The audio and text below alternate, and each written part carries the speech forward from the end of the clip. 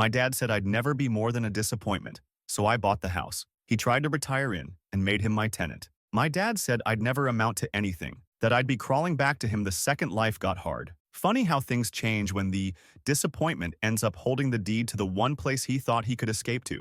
You're not ready for how deep this one goes? Read to the end. Because the twist? It's personal. I'm sitting in a parking lot right now, staring at the house I used to dream about as a kid. Not because I wanted to live there, but because it was the one place I was absolutely not allowed. My dad's dream retirement spot, the one he used to threaten us with when we were being too loud. One day I'll move to the lake and leave all this noise behind. It was a joke, kind of. Except now it's not, because it's mine. The deed has my name on it, and guess what? He's still in there, but he's not the owner anymore. He's my tenant. But I need to back up because none of this makes sense unless you know what it felt like growing up as the family disappointment. My name's Wallace. Yeah, I know. 26, and for as long as I can remember, I've been the difficult one. My older brother Harrison, 27, was born with a halo. Not literally, but he may as well have been. The golden boy, the varsity athlete, the one who got the "so proud of you" text from mom at 6 a.m. when he posted a selfie in his college hoodie. The same hoodie I bought him, by the way. Me? I was the kid who asked too many questions, the one who didn't play the game. I wasn't rude. I didn't break rules. I just wasn't Harrison. And in my family, that was enough. It started subtle. He got his own room. I shared with our cousin for 2 years because he needed space to focus. He got the new phone for school. I got the hand-me-down, cracked and barely charging. When we both failed a math test in 8th grade, he got tutoring. I got grounded. My dad, Gary, 57, is the kind of man who thinks being feared equals being respected. He's got this way of speaking like everything he says is a final ruling from a judge. Mom, Debbie, 54, never argued with him. She just quietly enforced whatever he said, like his personal HR department. I used to think she was the softer one, but soft isn't the same as kind. By the time I was 18, the pattern was set. Harrison crashed mom's car. I got scolded for not being a good influence. He dropped out of a college class. I got compared to him like I was the screw-up. It was always my fault. For existing wrong, I tried to move out at 20, saved up, found a tiny studio, even bought used furniture. My dad laughed when I told him, said I'd be back in a month, that I didn't have what it takes to make it on my own. I lasted 4 months before a surprise layoff wiped out my savings. When I came home, no one said welcome. Just told you so. I started working 2 jobs, stocking shelves at night, then working tech support during the day. I paid rent, helped with bills, fixed their Wi-Fi when my dad wouldn't call Comcast, and yet I was still the freeloader. Then 2 months ago, Harrison announces he's buying a house. Everyone in the family chat explodes like he won the Nobel Prize. Memes, emojis. My dad sends a message saying, "Proud doesn't even cover it. Real men make things happen." That same day I found out Dad used my name to co-sign a loan for Harrison, $18,000. Didn't ask. Just did it. I didn't yell. Didn't confront. I just went quiet. That kind of quiet where everything in you stops. I realized in that moment, I was never going to be anything but a backup plan to these people. But I had one thing none of them knew. Money. Not rich people money. But while they were throwing parties and planning backyard remodels, I'd been investing quietly. Years of working in IT meant I knew my way around crypto before it blew up. I kept it hidden, kept it separate, no shared accounts, no names but mine. And when I found out the house Dad was trying to buy for retirement was going into a quiet auction, one of those foreclosure deals no one pays attention to, I didn't hesitate. I bought it, paid in full. Didn't tell anyone. Not yet, because the plan wasn't just to own it. It was to make him ask me for it. You ever watch a room full of people pretend you don't exist? Not just ignore you, like actively erase you from the narrative? That's what it felt like pulling up to Harrison's housewarming. Yes, I went. Why? Because I needed to see it. Needed to watch the whole Golden Boy fantasy play out in real time before I set the world on fire. I wasn't invited, obviously, but I showed up anyway. Just parked up the street. His new place was this gaudy thing in a transitioning neighborhood. Faux farmhouse siding, cheap patio lights strung over a lawn they clearly couldn't afford to water. But my whole family was there. Balloons, catering, even a damn bounce house for the kids. I spotted our mom right away, wearing this huge smile I hadn't seen since, honestly, I don't think I ever saw her smile like that at me. I watched her hug Harrison like he came home from war. My uncle, aunt, and even my cousin's weird boyfriend I'd never met were there. But not me, the person who helped Harrison pass his high school computer class. The person who literally helped move him into his last apartment. They didn't think I'd show up because they didn't think I mattered. I called him. Figured I'd play dumb, pretend I saw the cars by accident. When he picked up, He sounded like I'd just ruined his day. "Why would we invite you?" he said, just like that. Then I heard my mom's voice in the background, like she wasn't even trying to whisper, "This house isn't for mistakes like you. Let that sit for a second." She didn't say, "That was harsh," or "Don't say that." She said it, about me, loud enough for the Bluetooth to catch it. I hung up, drove off. I wasn't going to beg. That night, I scrolled through Instagram. Every angle of that party was posted. Harrison, arms around mom and dad, captioned, "Best crew. Wouldn't have made it here without my people." And still, not a single picture included me. So I texted him. Just 6 words. "Say less. I won't forget it." Because here's the thing. That house, the one they think he's going to build his future in, it's a loan he can't pay off. And my dad, in all his brilliance, didn't just co-sign on the house. He leveraged his retirement account to help Harrison secure the down payment. Told mom it was short-term. But I'd seen the numbers. He was banking on selling his lakeside retirement house within 6 months to pay it back. Except, oh right, I own that house now. And I was just getting started. It took exactly 3 weeks for my dad to realize his little lakeside dream wasn't going to close like he thought. I waited, watched him spiral from a distance. I still had the email threads from the auction house, the deed, the legal paperwork, everything airtight. I'd hired a lawyer to double-check every detail. Cost me a few grand, but it was worth every cent just for the moment he called me. Not texted, called. I answered on the second ring, just to make him sweat a little. He tried to start casual. "Hey kid, got a sec?" Kid. He hadn't called me that in years. Last time was when I fixed his truck in the snow and he wanted to make sure I'd still show up when he needed something. I kept my voice neutral. "What's up?" He cleared his throat. "So, something came up with the lake house. Turns out the seller backed out. Weird situation. But I talked to the neighbors and apparently it got scooped up at auction. You wouldn't know anything about that, would you?" I could hear him smiling through the phone like he thought this was some joke we were both in on. I let it hang for a beat, then said, "Yeah, I bought it." Silence. No shock, no stammer. Just a pause and then the shift in his voice. The one he uses when he's pretending not to be furious. "You're kidding." "I'm not." "Why the hell would you do that?" he snapped. "You knew I was looking at that house. That's my retirement plan." "It was," I said. "Now it's mine." I swear I could hear him breathing like he'd just run a mile. But still, he pulled it back. "Okay, fine. You bought it. I assume you'll sell it to me. Family discount, right?" And there it was. The assumption that no matter what I did, it would ultimately serve him. That I would always fold. I didn't. "I'm not selling." He laughed like he misheard me. "Don't be stupid, Wallace. You don't even like the lake. You hate fishing." "That's true," I said. "But I love peace and quiet. And it turns out this place rents for pretty cheap when you're desperate." He cursed, like, full-on shouted into the phone. I pulled it away from my ear. Let him rant. When he ran out of steam, I said, "If you want to stay there, I'll draft a lease." "You're not serious." "I'm dead serious. 6-month lease. Month to month after that. Rent due on the 1st. No exceptions. You'll treat it like any other landlord-tenant agreement." He hung up. Didn't call back for 3 days. Then mom texted, "Please tell me you didn't actually do this. Your father is sick over it." "Oh, now I exist." I didn't answer. Instead, I forwarded the lease agreement. PDF format. Professionally written. Fair market rate for the area. Actually generous, if I'm honest. I even waived a security deposit, because I'm not a monster.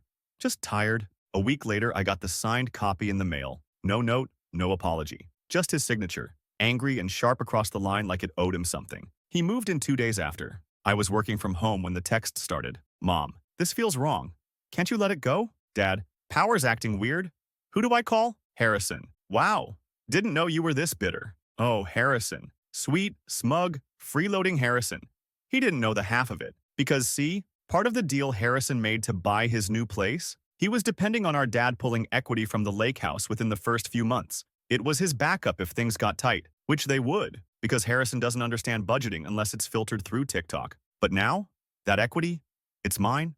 And the best part? None of them saw it coming. Not because I was sneaky, but because they never imagined I'd do anything that didn't serve them. They'd made me into a ghost, a backup, the disappointment. They assumed I'd stay quiet, stay small, stay out of the way. They forgot I was watching, taking notes, keeping receipts. So now my dad wakes up every day in a house that belongs to me, pays rent to the son he once told would never amount to anything. And Harrison, he's already called twice, trying to talk strategy about refinancing. Said we should work together as brothers, like he didn't cut me out of his life 6 months ago because mom told him to. I haven't answered, because I'm not done yet. Update 1. So, this blew up. I didn't expect this to hit a nerve with so many people. I've read every comment, every DM, well, most of them. Special shout out to the person who said I was emotionally feral in the best way possible. Honestly, might put that on a mug. Anyway, Since y'all asked for an update, here we go. Some of you were asking if my dad actually moved in or if this was all theoretical. Nah, he's in. I drove past last week just to see. His old truck was there, the blinds were up, lights on. I swear I saw him in the living room with the TV on. He looked tired. Or maybe just pissed. Hard to tell with him. He hasn't texted me directly since the lease went through. Everything's been through Mom. She keeps playing the "we're just trying to keep the family together" card, but let's be honest. That woman would have let me rot if it meant Harrison could get a new espresso machine. Speaking of Harrison, he finally called. Left this voicemail that sounded like it was written by ChatGPT if you asked it to apologize without taking responsibility. Hey bro, not sure what all this is about, but maybe we could just squash the drama and talk? I think we're all kind of hurting right now. Brother, you erased me from your housewarming, stood by while Mom called me a mistake, and now you're kind of hurting? Nah, here's the kicker though. And the reason I'm updating. Turns out Harrison's mortgage situation is already unraveling. One of his old college friends, Matt, reached out to me after seeing the post. Apparently, he helped Harrison file some of the paperwork and mentioned casually, "Hey, didn't your dad co-sign on this with a HELOC on the lake house?" I laughed. Because, yeah, he tried to, but I bought it out from under him before any liens went through. Which means Harrison's bank just pulled their offer for a secondary line of credit he was counting on. He's over-leveraged, overconfident, and under Daddy's umbrella, which, for once, is missing its usual golden coverage. I heard from another cousin, thanks Lindsay, that Harrison had to cancel his contractor last minute because funds didn't clear, no backsplash, no new deck, and Mom apparently had a meltdown about it and screamed at a Home Depot cashier. Now that's family legacy. And y'all remember that bounce house at his party? Guess who paid for it? Yours truly. That final cosign my dad put in my name without asking? I disputed it, froze the transfer, and filed a fraud alert with my bank. I'm not saying Harrison will get defaulted on yet, but the ripples are starting. I didn't light a fire. I just took away the matchbox they never thought I'd own. Just needed to say thanks for reminding me I wasn't crazy or alone. I should have known my dad wouldn't take the lease lying down. The thing about Gary, he doesn't ask. He commands. That's always been his style. So when I got the email, yes, email, with the subject line "proposed adjustments to terms," I almost choked on my coffee. Man really formatted it like a damn business memo. Bullet points. Bold headers. Like this was a negotiation. Sample quote, "Given our family history and shared bloodline, I believe a discounted rate or full forgiveness of rent is both reasonable and deserved." Shared bloodline? The same blood he used to guilt me for tainting the family name every time I didn't hit his imaginary standards? Miss me with that. But I read the whole thing. Twice. Not because I was considering it, but because I wanted to be thorough. And buried near the end of this smug little manifesto was a line that made my spine go ice cold. Also, there are a few personal items in the basement I'll need continued access to. Now, here's the thing. When I bought the place, the real estate agent mentioned the previous owner left behind a bunch of boxes and random furniture. I never checked it out. I'd been so focused on securing the deal, I figured I'd deal with cleanup later. But Dad's insistence triggered something. So that weekend I drove up to the lake. First time stepping foot on the property as the legal owner. It was surreal. The house was quiet, curtains drawn. I didn't announce myself. I had the keys. No one could say a word. The basement door creaked open like something out of a movie. The air was damp, smelled like old carpet and broken promises. The stairs down were unfinished. A single dangling bulb lit the concrete floor, and the boxes were all there, about a dozen of them, stacked in the far corner like they were hoping not to be noticed. I opened one, then another, and another. And suddenly, I understood why my dad wanted access. Old tax folders, labeled with names that weren't his, fake LCs, receipts for cash withdrawals tied to businesses I'd never heard him mention. I snapped photos, scanned what I could. Then I found a folder marked Emergency Docs, Wallace. And that's when I stopped breathing. Inside were copies of my credit report, old pay stubs, a full printout of my social security information, my information, without my permission. He'd been keeping records on me like I was a liability to be managed. And there, tucked in the back, was an unsigned loan application for $40,000, using my name. His handwriting in the margins. Notes like, "Ask Wallace to sign when timing is right." That was the moment I knew this had never been about disappointment. It was about control. Disappointment was the word he used to defang me, to keep me small enough to manipulate, but too broken to fight back. I took it all. Every box. Hauled them out in broad daylight. Saw the curtains twitch upstairs. Didn't care. I loaded them into my car, locked the front door behind me, and left the lease taped to it with a big red arrow pointing to the termination clause. He had 30 days to vacate, because you don't get to call someone a mistake and then keep their identity in your basement like a contingency plan. I'm not your backup plan anymore. It took exactly 8 hours after I hauled those boxes out of the lake house before Harrison came crawling. I was at home eating leftover pad thai, still shaking from what I'd found in that basement when my phone started buzzing. First text, then 2 missed calls. Then another text that just said, "Can we meet? Just you and me, please." For a second, I thought he might apologize, maybe even admit everything. But deep down, I knew better. Harrison doesn't come to you unless he's already losing. And he was losing. His mortgage funding was slipping through his fingers, and the family reputation he'd spent years coasting on was cracking under pressure. I said yes. We met at a diner halfway between our places. He was already there when I walked in, sweating through his polo shirt, nervously stirring a cup of coffee he probably hadn't paid for yet. "Wallace," he said like we were old friends, like we hadn't spoken 3 words since Mom's birthday dinner 2 years ago, when he told me I should stop embarrassing everyone by acting like I deserved the same attention. I sat down, waited. He launched in without hesitation. "So, look, things have gotten complicated." I stared at him. "You don't say." He gave a weak chuckle. "I know we haven't always connected, but we're brothers, man. And I think we both know this thing with Dad is just getting out of hand." This thing with Dad, like I hadn't just uncovered enough identity fraud paperwork in that basement to make him radioactive to any bank.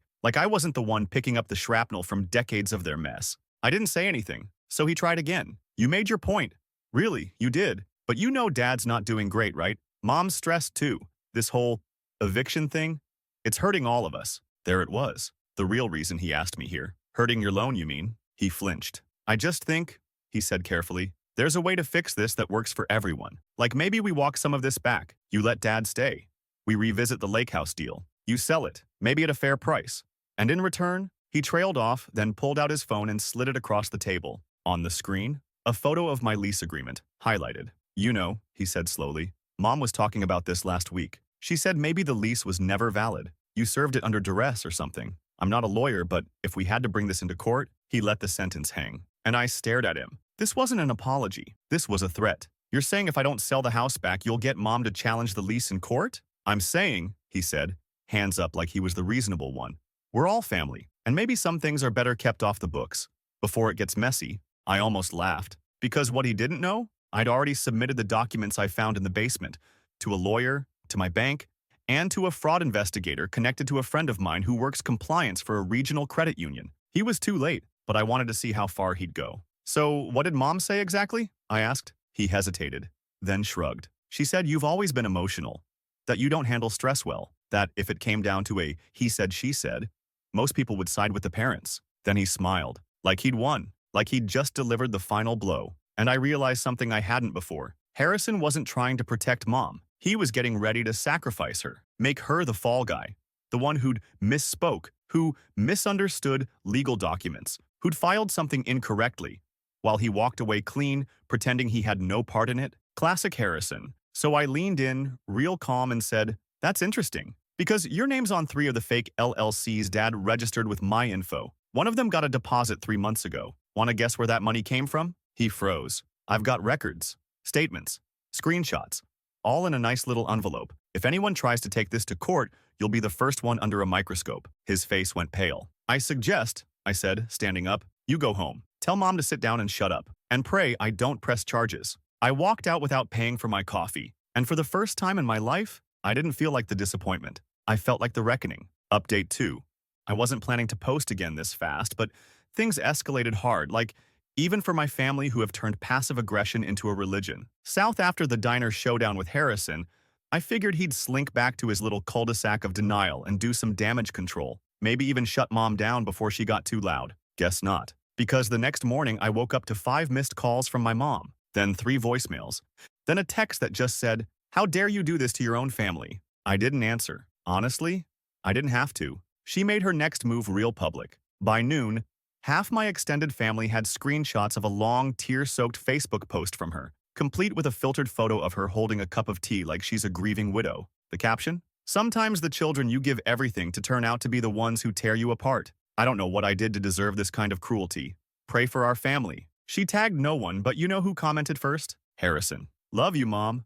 Some people just don't understand what real family means." And the likes? My uncle, 2 cousins, even one of my old high school teachers who somehow still follows my mom. I wanted to scream, but instead, I dropped a comment under it. Didn't realize filing a lease and protecting my identity was cruelty now. Should I post the photos of Dad's fake tax docs too, or just the forged loan apps? Then I logged off, just like that. 10 minutes later, phone rings again. It's Mom. This time, I pick up. She doesn't say hello, just, "You are destroying this family. Your father hasn't eaten in 2 days. Harrison is barely sleeping, and I'm being treated like a villain in my own home." I said, "Good. Maybe now you know how I felt for the last 20 years. She loses it, voice shaking, like she's crying and yelling at the same time. "You're a monster. A bitter, vengeful little boy who can't let go of the past. This house, this family was never going to be perfect, but you had to go and turn it into some twisted revenge game." I stayed quiet for a second. Then I asked, "Did you know about the paperwork in the basement?" Silence. Then, "I didn't read it. Your father handled all that." "You knew," I said. "You let him use my name, my credit, my future, so your favorite son could play pretend homeowner, and you only care now because I turned the game around." She hung up. I haven't heard from her since. But that Facebook post? It's gone. Every comment, every dramatic sigh, deleted like it never happened. Except it did. And I've got screenshots. So if anyone tries to twist this later, I'm ready. What blows my mind is how much they still think this is about money or property. Like I care about the damn house. Like I wanted this. I didn't. All I ever wanted was to not be treated like the disposable son. The mistake, the afterthought. But they made me into something else. And now, they're going to have to live with it. 2 weeks passed. No texts, no voicemails, not a whisper from anyone in my family. It was the quietest my phone had ever been, and the loudest my brain had ever gotten. There's this weird thing that happens when your family stops pretending you're a person and starts treating you like a problem. They vanish. Like if they just don't say your name, you'll stop existing altogether. That's how it was for me. Total blackout. Until I got the email. From my dad. Subject line, "Notice of intent to vacate. No dear. No son." Just a one-sentence opener. "Per your lease agreement, I will be out by the 30th. Attached was a PDF with a list of damages he claimed were pre-existing. A photo of a faucet. A cabinet with a scratch. He wanted his dignity on the record. I didn't reply, but I made a plan. I waited until the last day of the lease. Drove up to the lake house in the late afternoon, just before sunset. I didn't park in the driveway. I parked on the shoulder like a stranger. Because that's what I was to them now, right? The front door was unlocked. The place was quiet, empty, like no one had ever lived there. The furniture was gone, and with it, any trace that it had been a home. Even the smell was different, airless, like the whole place had been holding its breath. But in the kitchen, I saw it. The note, folded neatly on the counter. My name written in my dad's blocky handwriting. I stared at it for a minute before picking it up. "Wallace, you got what you wanted. You embarrassed us. You humiliated your own family for the world to see. I hope it was worth it. I don't know who raised you to be this vindictive.